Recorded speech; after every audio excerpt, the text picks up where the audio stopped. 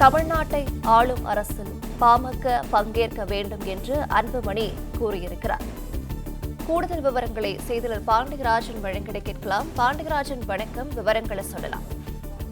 பாட்டாளி மக்கள் கட்சியின் 37ஆம் ஆண்டு துவக்க விழாவை ஒட்டி அன்புமணி ராமதாஸ் அவர்கள் பாமக தொண்டர்களுக்கு ஒரு அறிக்கை ஒன்றை சொல்லியிருக்கிறார். அதில் வெற்றி பயணத்தின் வேகத்தை கூட்டுவோம் எனவும் ஆட்சி அதிகாரத்தில் நமது உரிமையை வெல்வோம் என்கின்ற தலைப்பில் இந்த அறிக்கையை வெளியிட்டிருக்கிறார்.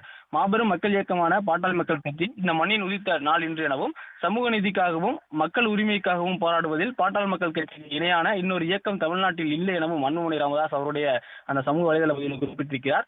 தமிழ்நாட்டிற்கும் தமிழக மக்களுக்கும் வரும் ஆபத்துகளை அரணாக இருந்து காக்கும் இயக்கம்தான் பாட்டாளி மக்கள் கட்சி எனவும் அவர் குறிப்பிட்டிருக்கிறார்.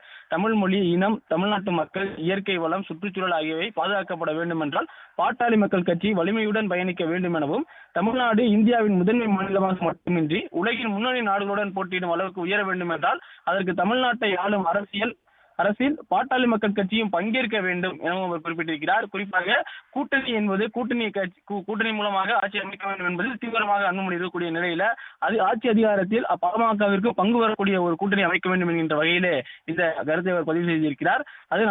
அது பாட்டாளி மக்கள் கட்சி உரிமையும் கூட எனவும் அவர் குறிப்பிட்டிருக்கிறார். அந்த உரிமையை வென்றெடுப்பதற்கான வெற்றி பயணத்தின் வேகத்தை கூட்ட இந்த இயக்கம் மருத்துவர் ராமதாஸ் அவர்களால் தோற்றுவிக்கப்பட்ட இந்த நாளை நாம் அனைவரும் உறுதியேற்க வேண்டும் எனவும் அன்புமணி ராமதாஸ் குறிப்பிட்டிருக்கிறார்.